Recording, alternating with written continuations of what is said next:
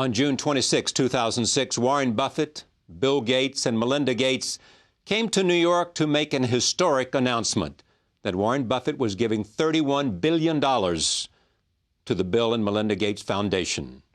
The logical question is why? It's something I've always planned. My wife Susie and I had planned that whatever I made would go back to society. And originally, I thought she would outlive me and that she'd make the big decision on it, the manner. But since her death, I had to rethink the best way to get the money into society and have it used in the most effective way. And I had a solution staring me in the face. And I'd seen Bill and Melinda do what they have done with their foundation. They've done it with their own money. They poured themselves into it. The decisions are great. Their goals are similar to mine. So the time is now. Well, for us, it's just fantastic because we look at it as doubling the impact. The diseases we've already been working on and the education and the inequities we've been looking at for so long just basically doubled by Warren's gift, and it's incredible the depth that we'll be able to go to on some of these global health issues. Bill? Well, it's a huge responsibility. In some ways, if you make mistakes with your own money, you don't feel as bad about it as if it's someone else's. So now we're even more intent on doing it right. And it's a very exciting time. The advances in medicine and other things we can do to relieve poverty, we've been making good progress. And with the doubling of resources, we think our impact can even more than double. And so it's thrilling, but it's a huge responsibility. Well, I began to mull various possibilities, and I wanted the money to be used effectively. And I've looked at a lot of foundations, Charlie, and there are a number that I admire, but there's none that are in the same class, in my view, as the Bill and Melinda Gates Foundation, and not just because of size. They really have looked at the world without regard to gender, color, religion, geography, and they said, how can we do the most good for the most people, and particularly the people that have gotten the short straws in life. And so I mentioned that I was thinking about it to Bill, many months ago. Yeah. But I still was playing around in my mind the best way to do it because I wanted something that would work well for the Berkshire Hathaway shareholders as well as for the people who are going to be the beneficiaries of the money. And finally, I came up with this plan. And when I decide on something, I'm ready to go. This friendship that led to this remarkable gift had an interesting beginning. Take me back to the first time the two of you met. Well, he didn't want to come. Let's start with that. You didn't want to come meet Warren Buffett? Well, I wasn't sure what I was going to talk to him about, and I was very busy, but my mom had a great group of people coming out, including Kay Graham and Warren, and kind of insisted that I come out there. So I actually took a helicopter out thinking, okay, once I've done what my mom expects, a couple hours, I'll be back to my work. But then it was fantastic. All right, I want to get to fantastic, but why didn't you want to meet Warren Buffett? Well, I Who wants to meet? Everybody looking for. No, all my life I've been looking for somebody who wanted to meet me. No, we found the first person who didn't at the first time. No, I was just a heads-down software engineer. Right. And I wasn't quite sure that he'd be interested in what I was interested in. But then, as soon as we met, talking about companies and trends and things, we could have gone on for days. We couldn't stop. Well, what was that conversation about? About everything business in the world. And everything life in the world. I was interested in what he was doing. He was interested in what I was doing, and we were both interested in what the world was doing. How did the friendship evolve? I mean, you knew right that night there was something special, an affinity. What? Right. That it'd be a lot of fun if we could have a chance to talk more and see how the world evolved. And it was just a few weeks later that I got to come to a gathering that Warren was having of a bunch of his friends and sit around and talk about things like, why one session was about the companies that were most valuable in 1960 and 1970 and 1980 and how that had changed. And should people have been able to see that? Why had those things happen? Why had the companies on the top not been able to maintain their strength? Most people have, and you and I have talked about this before, a few friends in which the friendship is so rare, it's almost beyond definition. This is one of those. That's what you want in life. I mean, if you have a dozen terrific friends in life, I mean, you're going to have a great life, Charlie. That's true. And you don't get that many shots at it. I mean, they've got to be, well, you just have to be in sync. And you know when it happens, and I've been blessed with a number of them. And Bill, yeah, absolutely. Absolutely. Different age, different right. areas of the country, different educational experiences. Right. But at the same time, it has what? It works. We find each other interesting. You know, we find each other funny sometimes. I can't recall a time when, in any kind. I mean, we've gone on trips together, different things, but I can't recall a time when we didn't have a good time together. Play jokes on each other? Well, he pulls them on me. I mean, yeah. Tell me about the time there was a dinner somewhere. Yeah, it was in Carmel. We had a group of friends who were traveling around the country a little bit, and we'd gone to this resort, and we said to the friends that unfortunately we couldn't take over the whole dining room that night, that there was a couple that would have to sit with us because they traditionally always came that time of year. And so this couple started to drink a little bit, and we're being a little insulting to the people. He's that downplaying. This is not the version I've heard. It was insulting the University of Nebraska. This guy was slobbering all over everybody, and his wife was sitting next to me, and I wanted to punch her. And the owner had set me up for this because he called Bill over. He said, "Gee, this couple showed up, you know, and we weren't expecting them."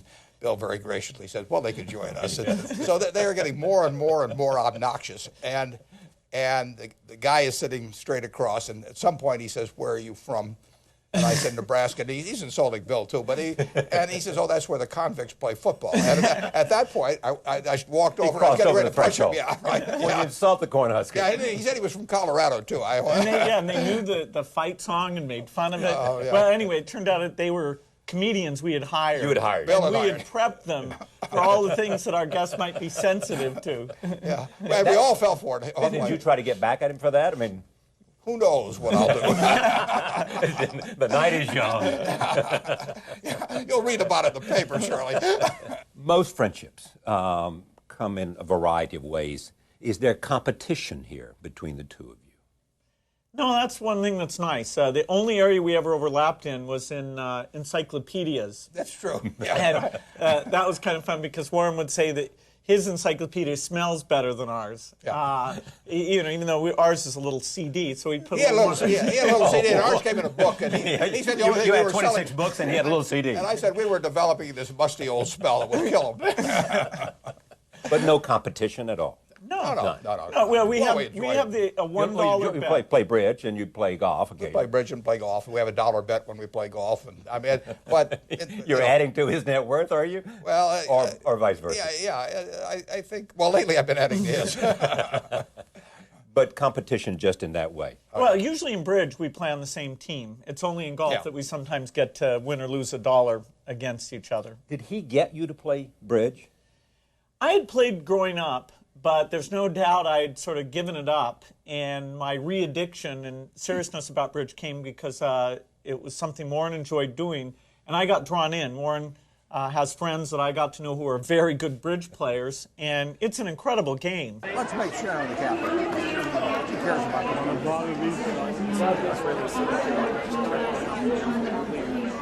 This is last. What? We also are going to have a drawing for the Swiss team on Sunday for the Pro Athlete 9:30. We will be selling entries Saturday night. So we can get those entries. Bill and I have worked on projects, or talked about working on projects, and we've gotten Sharon involved a little to try and bring young people in. Now the problem with the game is, I was talking to Dad about this. You've got to play work at it for about 30 hours maybe before you know what the game's all about. Now from that point, it's nothing but fun and unfolding. But the your learning curve is straight up. Yeah, but the first, you don't learn it in an hour or 2 hours or 3 hours. So people really have to stick with it while they're kind of confused. can get through that period. Learn the language of And a thinking. lot of people, I see when my daughter Susan and her then husband Alan, they took various lessons for a while, but they just didn't cross. They didn't get that far. They didn't cross the line. What have you learned from this young man? All kinds of things, Charlie. I mean, obviously in his own field, I've learned things from him, but you learn from all your friends, and you learn good things. That's the nice thing about friendship. So it's it's a continuous process. You and I have talked frequently about values, Right. Some sense of how important it is. Yeah. You have to share values, Right. Otherwise there's no, Yeah. a sense of integrity, a sense of, but also a sense of the way he's. Are you the student in this relationship? No. As much as I can be. Absolutely. I would say yes. Yeah. Because you once said to me, I study him. Well, I've learned an incredible amount from Warren. And some of them are things you can express, like, really looking at the time on your calendar and valuing having as much free time as you can. I love it when Warren gets out his calendar book and sees There's nothing nice in there. empty days in there, and I think I put a few entries in just to show that somebody knows I'm still alive. That is the way the way to do things. Yeah. But Bill, I consider, for example, Bill, it's not only the size of the Gates Foundation, but I consider it the best run philanthropy in the world that I know about. I mean, I really admire what he's done in the last, and Melinda with him in the last 5 years. So it's, I'm learning from him all the time. But in a sense of how he's approached philanthropy and the accomplishment. Just how he thinks. Yeah.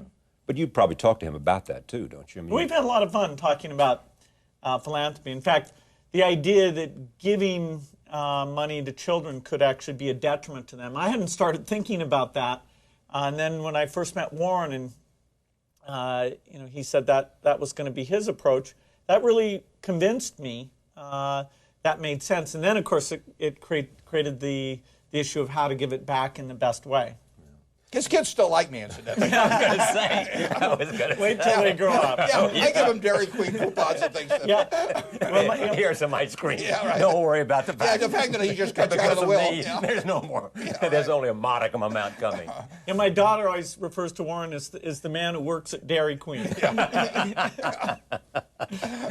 Don Keel refers to him, his kids used to refer to him as a man who was upstairs playing with trains. Yeah. It's a strange life you've led, Mr. Buffett. Yeah, I'm big with kids. But the difference about philanthropy, which everybody talks about, and everybody is admiring of the way you did it and how you came to it, what have you learned other than the way he's approached it and how he has organized to do it, and Melinda, of course, together? They're both incredibly rational in terms of thinking, what can produce the best results from society, for society, from this significant chunk of money. And so they set a framework first, and then they both become extremely smart about the best way to execute within that framework so as to get the best results. And they're both young, so the world is going to benefit enormously, for decades.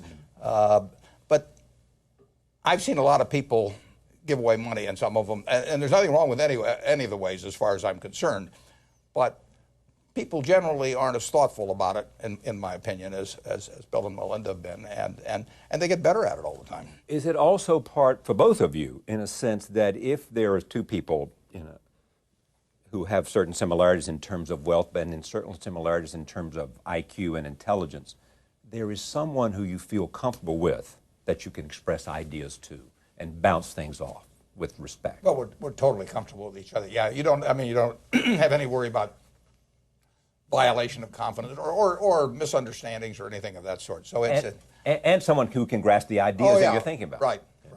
That's right. When there's something that I don't get in business that seems strange to me, I love to say to Warren, does this seem strange to you too?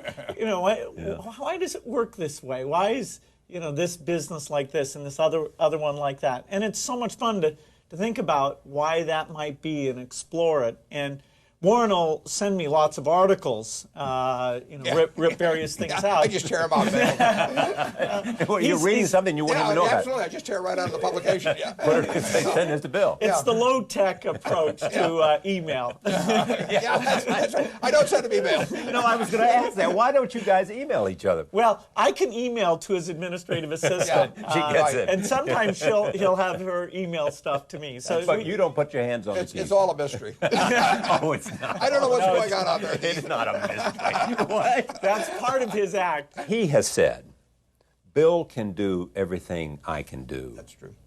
But I can't do some things he can do. No, that's not true. It is true. That's not true. No, it is interesting how curious minds have a few things they're very good at in a special way, like Warren looking at values and companies. But that intelligence can apply to a lot of interesting problems. And so each have domains that we're very focused on our whole lives, which I think helps you to be good at something. But then we're interested in all the things about business and politics that our experience in our special areas give us some ability to think about those. Has he led you to sort of investigate Ben Graham and try to understand what it is that is at the core of his fundamental outlook about investing? Definitely. Soon after I met Warren, I went back and read The Intelligent Investor. I said, this is about bond yields. I mean, geez, this is pretty basic here. That's Just so he doesn't go in competition with me. it is also part of the lore of the two of you. You have never invested significantly in Microsoft. After I met him, I bought 100 shares just to keep track of it. No, He spent a day explaining his company to you. Well, if somebody told me I had to bet on anybody or any company in the business, that's what I would have bet on. But it's just not a business or an industry where I think I can see 10 years out as to how the world's going to unfold. Change is happening so fast, Yeah, and if change is part of a business, then you are a little bit... Maybe I think I'm 60% sure of the answer, or 65% sure, but when I can go someplace else and think I'm 95% sure, that's where I'm going to go. Yeah, and I've never said to Warren he should buy Microsoft. That's for sure. It does not fit his model. Technology is a surfing game. It makes it fun to be part of, and it means when you do get things right, the returns can be pretty phenomenal. That means Yeah, you're looking at one. phenomenal would be what the returns are. The history of our business is where fantastic companies, weighing digital equipment, missed a turn in the road and off they went. Right. So we all study those things. So he's right then. I mean, absolutely. With technology, there is change, and with change, there is risk. Yeah. Change is wonderful for the world, but sometimes it isn't so wonderful for investors. His friends have said to me, Carol Loomis and others, that what he understands better than anyone is price. Ben Graham understood that too. Cheap price. Value. Oh, value is a better word, right. But he did. You tell me some of the other things about him that you haven't seen or you rarely see in a business person. Well, when there was a crisis at Solomon, Warren got called in over the weekend, and during that course of the weekend, he had to explain to regulators why they shouldn't shut the place down. Well, they shouldn't shut it down. Because it would have created this financial crisis. He had to go in and pick a new CEO, and he had to deal with all the questions the press might ask about what had taken place there. No one else could have done that. He picked a fantastic person to lead the company. He got the regulators to understand the chain of events, and there were many different regulators, some of whom weren't that easy to get a hold of. That's just a unique thing. The world it's very lucky that Warren had enough of a connection so that he could be called in to put out something that could have turned into a real problem. And that's about judgment? Judgment of people, judgment of values, ability to communicate. There's part of the story is he gets someone on the phone and says, "This is maybe one of the most important phone calls." I said it was the most important day of my life, actually. Okay, yeah. Tell me about that.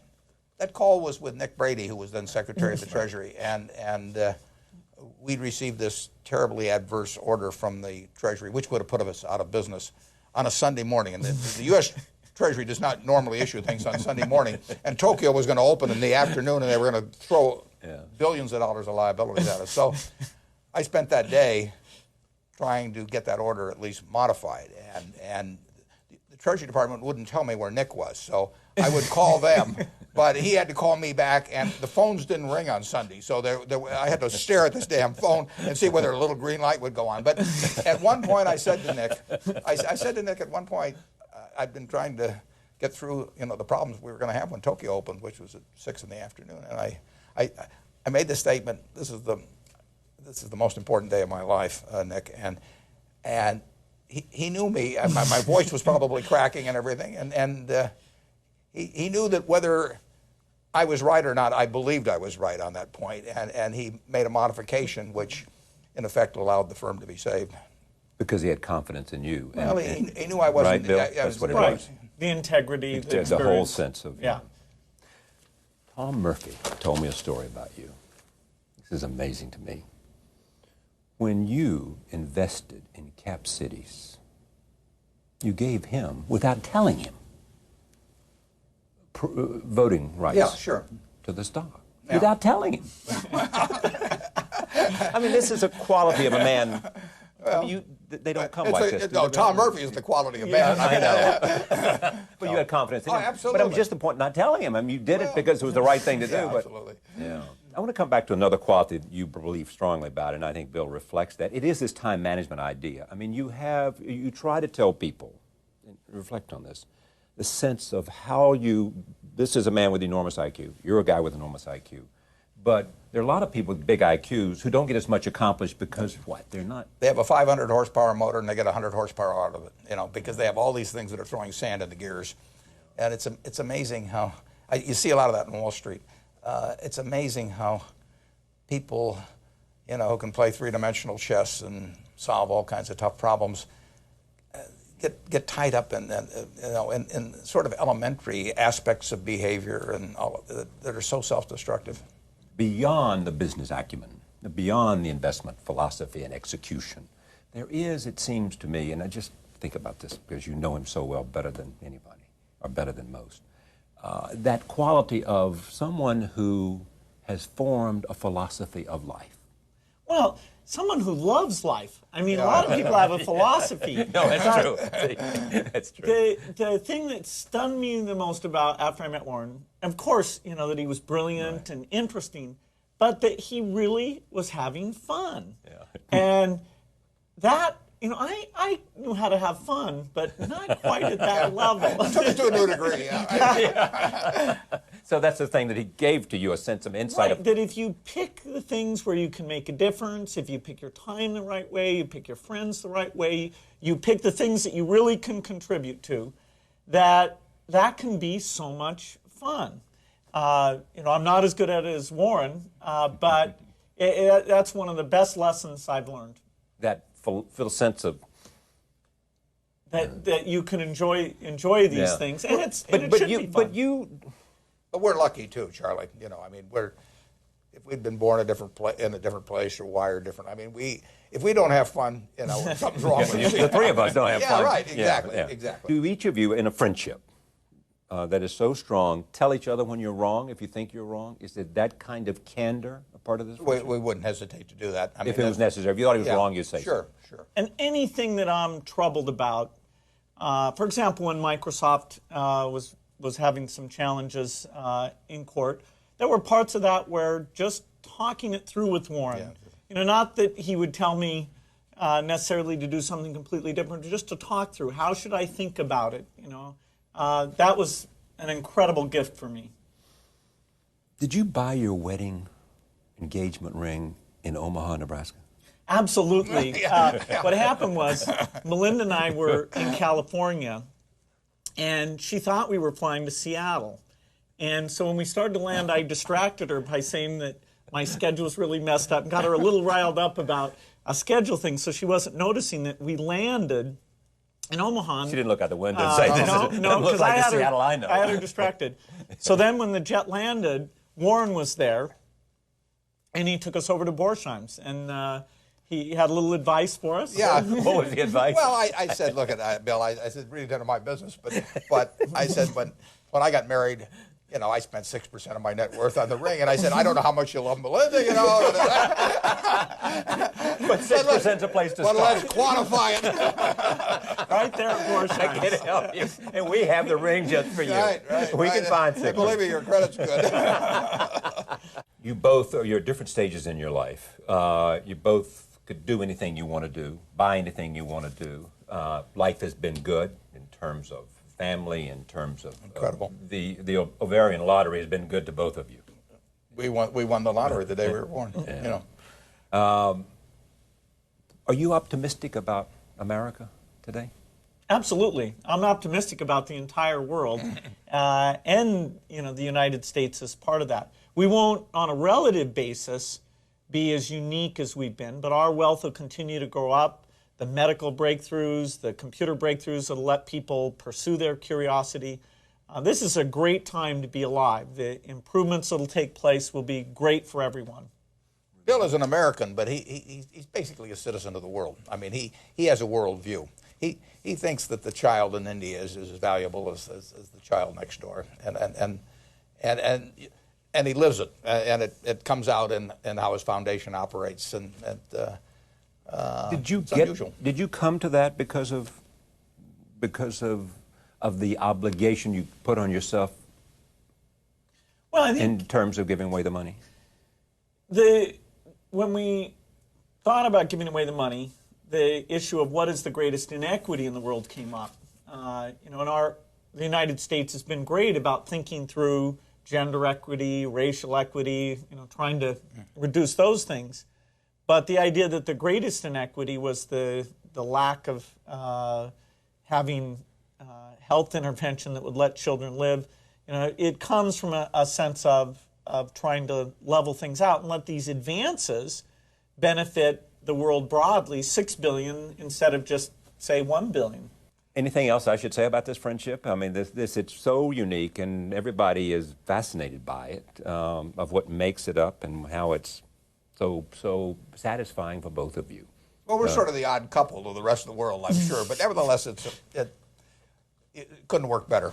Warren Buffett made a historic gift of more than $30 billion to the Bill and Melinda Gates Foundation. By letters which were delivered earlier today, I've committed 12,050,000 shares. They're earmarked, held by me, but every July I will be giving 1 million shares to the Bill and Melinda Gates Foundation. Did I say 10 million? I meant to say 10 million. And 1 million shares to the Susan Thompson Buffett Foundation, and 350,000 shares each to the 3 foundations headed by my children, Susan, Howard, and Peter. And that will continue throughout my lifetime, subject to at least one of Bill and Melinda being active in their foundation. Bill and I are absolutely honored and humbled by Warren's gift. It's really unprecedented in terms of what we can do to do good in the world, and it's something that we take very seriously. We feel an incredible responsibility. I think when you give away your own wealth, it's one thing, but to give away the body of somebody else's life work is really quite something. We've known Warren since 1991, and it was his thought that wealth should go back to society that got us thinking about doing our foundation in the first place. And as that's grown, we've had a chance to share how that's worked out. I remember one time in 2001 where I got to give a talk to Warren and some of his friends about global health, and how excited I was about the opportunity to do something there. There is also this, a selfless act. I mean, didn't you have any great desire to see the Buffett Foundation and the Buffett Library and the Buffett this and Buffett that? No, zero. No, I like the Omaha Public Library. What will be your role then? I mean, you will be a trustee, but will you sort of What? If I have any ideas, they can use me as a sounding board. They can use me any way they want to use me. Well, they're already doing that. Yeah, well, that's true, and so there really it's not a big deal. But if anytime I can be helpful, fine. I won't get involved in their investments. That complicates life. So I'm totally out of that game. Are their priorities your priorities? Yeah, overwhelmingly they mesh. Yeah, I wouldn't be doing it otherwise. And you have the Susan Thompson Foundation still looking at other issues, and the kids have foundations which are involved in a range of issues. I've seen what they're interested in. I mean, and I've seen the way they pour themselves into it. Will you be able to do things that you couldn't before? Well, absolutely. In some ways, we have the challenge of success. That is, every time we get a new drug, then you have a much bigger problem of how do you get it distributed? How do you make sure it has the impact you have in mind? And if you look at the top 20 diseases, there's at least 10 of those we're making very good progress and can expect in the next 5 to 10 years to have solutions. And so scaling up is very important. In education, as you get one high school that's working well, it's a model, you'd like to see that spread throughout the country. And so what we've got here is the opportunity now to really deepen and accelerate. We'll add some things that relate to poverty, but the top goal being going after the health and poverty issues, and then education is the second. That's not going to change.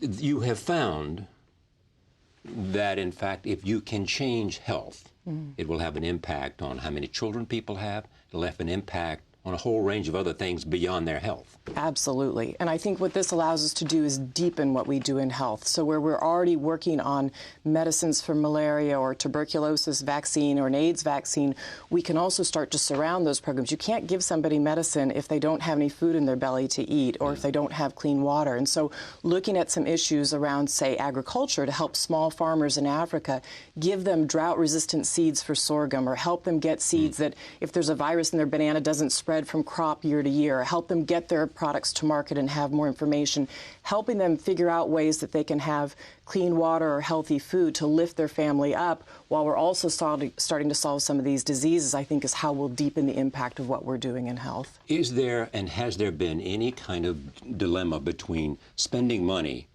on terms of the future, as you did with the Grand Challenge, and spending money today in terms of the logistics of getting existing drugs to people? Absolutely. I mean, we have finite resources, and there's a very healthy dialogue that goes on where some say, hey, you ought to spend more on the immediate solutions, and others say, no, you're kind of unique in being willing to fund the research, and so you should focus more on that. And that's great. Having that ongoing dialogue, people who disagree with this, getting advisors to come in on those issues is very helpful. You know, take AIDS as an example. Spending money on prevention has this incredible impact because every case you prevents the cases that might have caused. Right. But then you see the face of the tragedy, the people who are getting ill, and you want to have treatment getting to them as well. And so these problems are big problems that can absorb huge amounts of money. And in fact, that's why we need to work with governments and make sure they get involved. And we've been very pleased to see many governments around the world step up and do more in this area of global health. Was it important to you to be able to make this philanthropic gift and have it pay off immediately?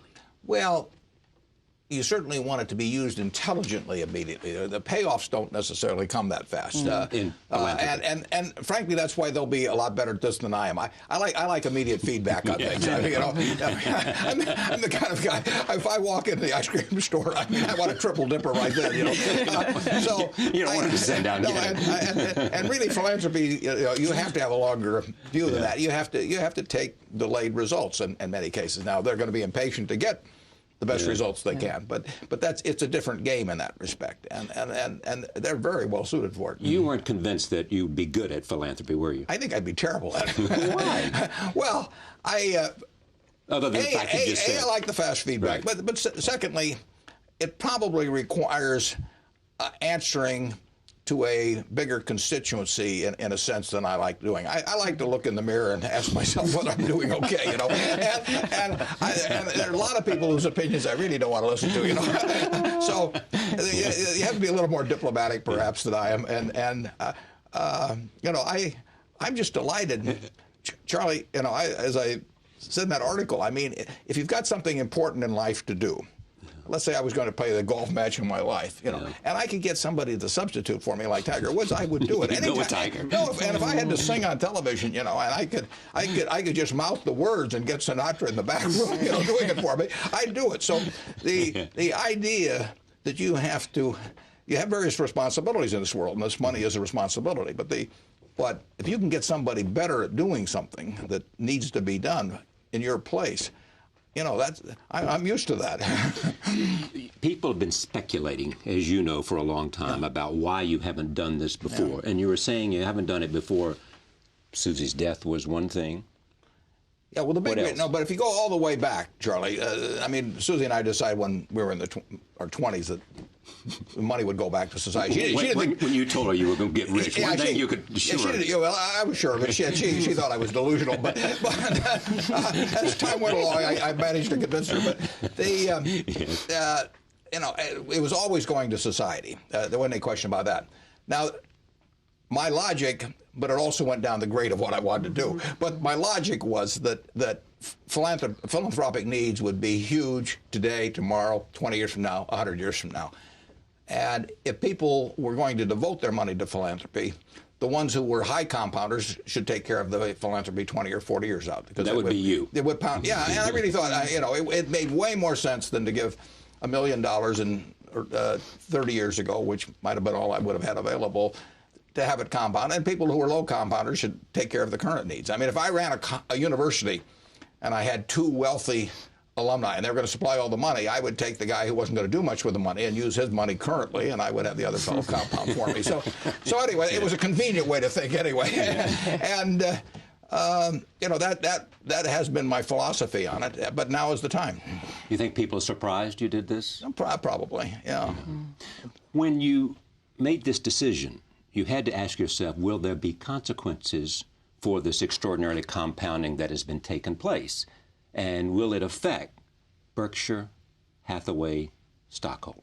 Yeah, and I don't think it will one iota. As a matter of fact, 31% of the money that Berkshire Hathaway makes, if we can make another $100 million, 31% of it through my shares is going to philanthropy. So if there's if you could have a greater motivation than I've had over the years, I'm not sure you could, but I would have it now. I mean, it's a great feeling to know that as the company becomes worth more and more money, that it actually translates into something good for people around the world. So I know of no one who loves his work more than this guy does. Absolutely. He loves to tap dance to work, as he says. That will continue. Yeah. You'll go back to Omaha and tap dance to work and make these decisions now knowing that you're not only benefiting the Berkshire shareholders, but also people's lives far away. I knew it would benefit philanthropy eventually, but now it's very tangible. It's very tangible, and every year I hope those shares that are committed to go that year are worth more money, and over time, you know, I think they will be. So this can be a lot bigger, and you know, it's up to me to work to make it so. But you do grow great satisfaction from the fact that you now have made this decision and you know where it's going. Yeah, absolutely, Charlie. I mean, it's the second act of the money. You know, basically, you amass these claim checks, in effect, which money is on society, and then you figure out the best use for them. The philosophy that Carnegie had in the Gospel of Wealth, Warren handed that out at a get-together we had, and you know, it really helped me think about philanthropy and, you know, how you ought to set very high goals. This is before you created the foundation? That's right. Yeah. The whole idea. It was over in Ireland. Yeah, the whole idea of not that leaving the wealth to your children would actually not be the best idea for society or for them. That came out of some things that Warren was talking about right around the time we met him. I was stunned to think, oh, geez, this is a problem I'll have to deal with. Here's some very good advice about that, and now here we are. But I do think energy and pulling people together the right way, getting partners to work together in new ways. It's what's allowed us to move as fast as we have. Charlie, in business, I've had a great partnership with my partner, Charlie Munger, and I've seen what happens when you get two people together that are totally in sync, but also have different ways of looking at things, but are working toward a common goal. And you could not have a better pair than Bill and Melinda running a foundation. I wonder, do you think he'll be drawn into this, and so his involvement will deepen? A little bit. I think Warren would be an incredible philanthropist, but he loves his job, and that's what he's going to do full time. Yeah, but you love your job, and you have misgivings about leaving Microsoft. No, I do. This is a tough one. It's unusual to have two things that you love and that you think are important and challenging. And so, I've had this debate for several years, and I wanted to be very explicit about the change. And I don't even know what it'll be like, but I'm very excited about it. And this just reinforces the importance of having that time and spending it well. But we had Warren at a discussion about microfinance about a month ago, and it was great talking with these bankers. And Warren was asking about their costs and did people repay the loans, and so we're going to draw them in a little bit. We'll do our best. I bet.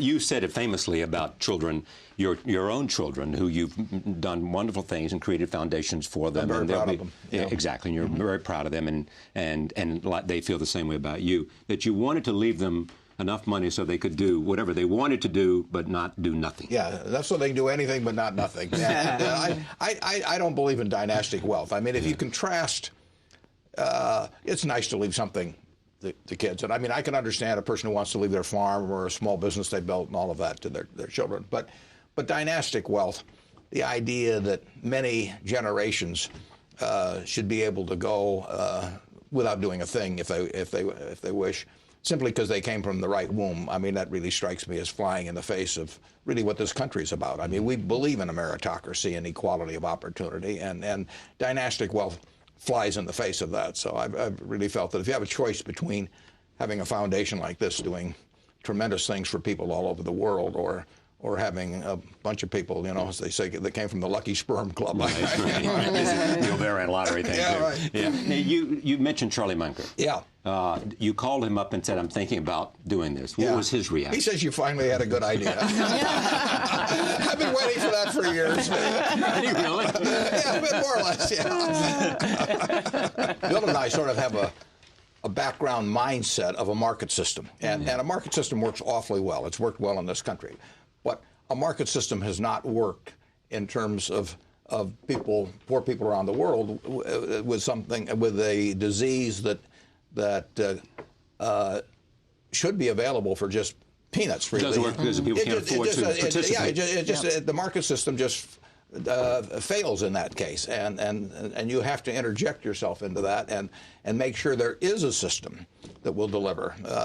I'm a big believer in the market system 95% of the time, but it's done pretty well for me. And the world. And the world. Yes. Yeah, and the world. Absolutely. But there are things where the market system is not going to solve the problem, and that's where Bill came in on this. You have said to me in other conversations, that when you were thinking about what foundation you might be involved in, not in terms of choosing one, but in terms of what your money might, that you wanted to choose things that had perhaps been neglected.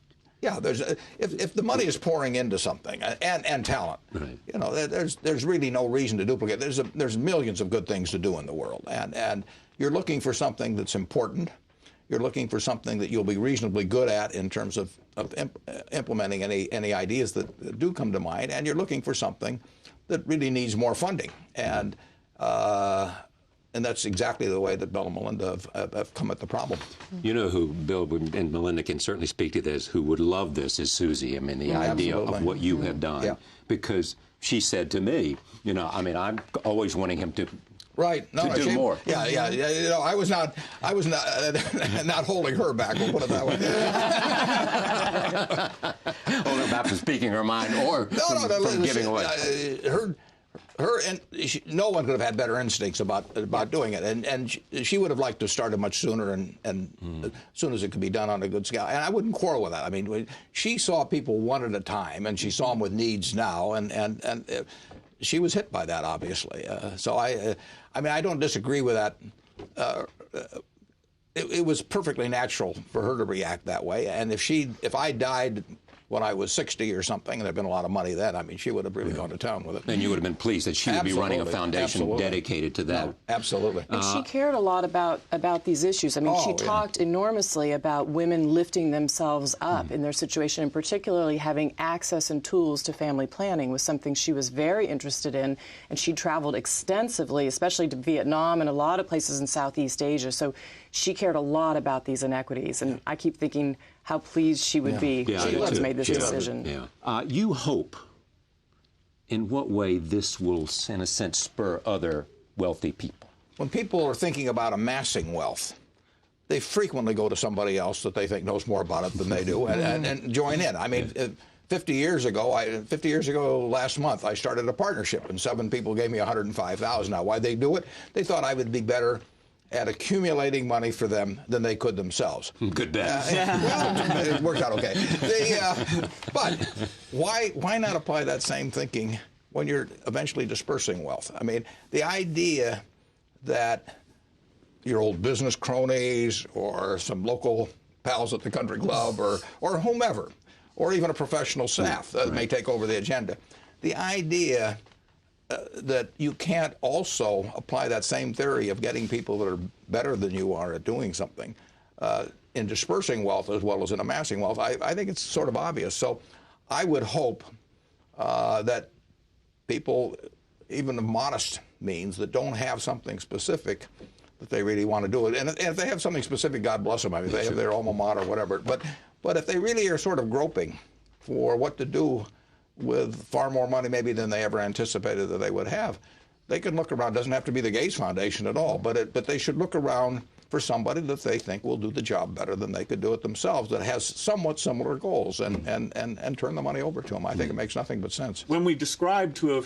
a friend what Warren was doing, we were saying, wow, this is an amazing thing that the two of you met and that this could come together.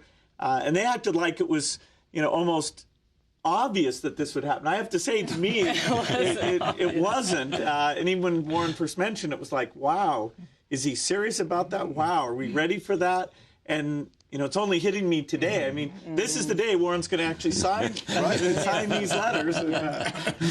But how long ago was that, Bill? Do you remember? They first mentioned it to you.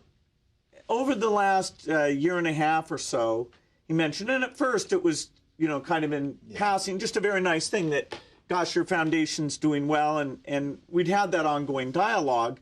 It was in the last few months that it was clear he was getting very serious. And with Warren, once he decides something, it's very crisp. The other thing I know about you, once you make a decision, you don't look back. You have not lost one moment of sleep because I might be doing the wrong thing. I might maybe nothing. Nothing. Do you wish you had done this earlier?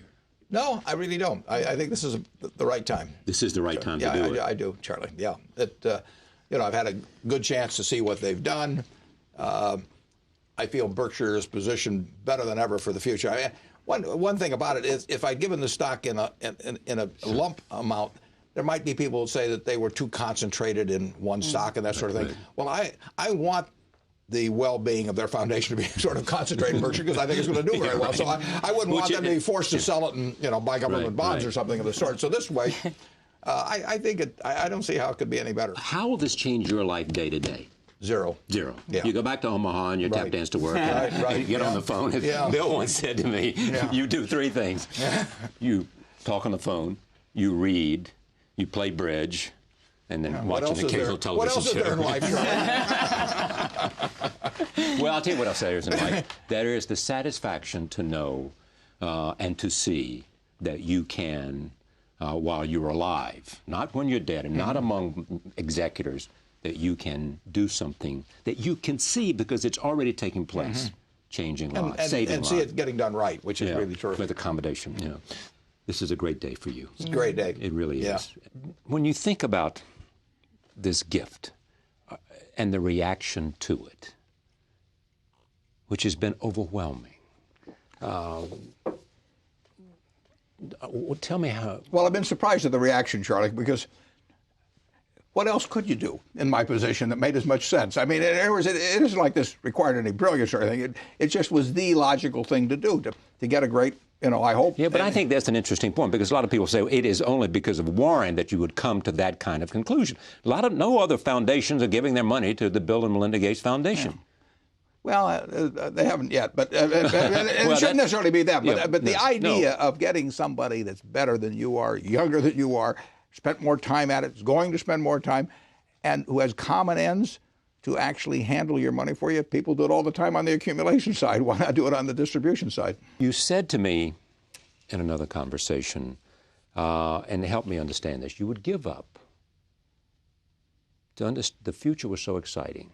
You would give up a year or two or whatever if you could know what was going to happen the next 40 years. If I could be an observer, I'd give up being a participant for a few years at the end to be an observer for 40 years. I just find sit there and be. I find the world so interesting, and there's so many things I want to see. I'd like to see how they come out and how they play out and everything. So I would, the last 2 years I'm probably not going to be much of a participant anyway. But I would give up a few years as a participant to be able to sit in the stands for 40 years or 50 years and see how this game plays out. Just the convergence of all the forces that are at work. Everything going on. And the extraordinary technological advances, the extraordinary... It's going to change so much, Charlie. It may not be for the better, unfortunately, but I still would like to... I'd like to see the rest of the movie, or a good portion of it. We conclude this three-part look at Warren Buffett with this observation. Here is a man of great passion for his work, of great love for his friends, and who will see his life's work have a tremendous impact on the lives of others. Thank you for joining us. See you next time.